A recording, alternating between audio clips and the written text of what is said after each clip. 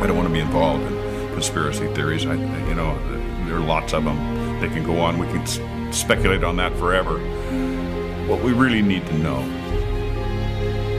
is how those buildings came down. World Trade Center 7 collapsed because of fires fueled by office furnishings. It did not collapse from explosives or from fuel oil fires. To undermine scientific integrity is to undermine our democracy.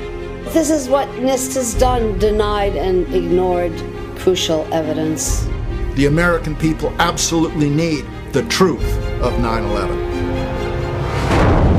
More than 1,500 architects and engineers and 12,000 others, including many scientists, have signed the petition calling for a scientific investigation of the destruction of the Twin Towers and World Trade Center Building 7. The report, issued by the National Institute of Standards and Technology, referred to as NIST, was not valid science. They're talking about a single columnar collapse or failure that resulted in a total collapse of the building. Building number 7 descended in free fall for the first 100 feet, which means that there was absolutely no resistance to the descent whatsoever. So all of the columns really needed to be severed at the same time. The symmetry is the smoking gun.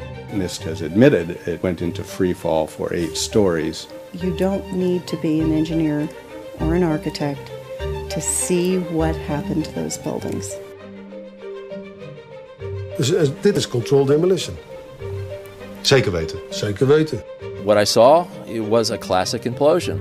The center of the core, the penthouse area, starts to move first, and then the building follows along with it.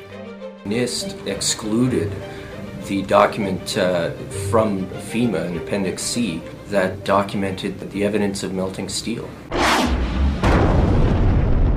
In an office fire, you cannot generate enough heat to melt steel. There were these iron microspheres present in all of the dust samples. They needed to have been formed in extremely high temperatures. All the characteristics of the microspheres, along with what I see in the attack of the beams that were actually found, tell me that thermite was involved in melting those steel beams. In the dust, what we have found is a modern version of thermite, which we call nanothermite. NIST concedes that they found no evidence for explosives. So then we asked them, well, did you look?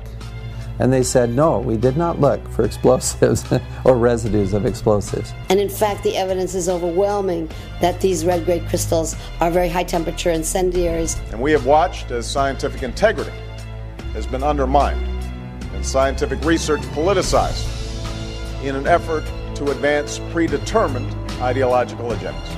If this is a crime, I think everybody agrees it's a crime.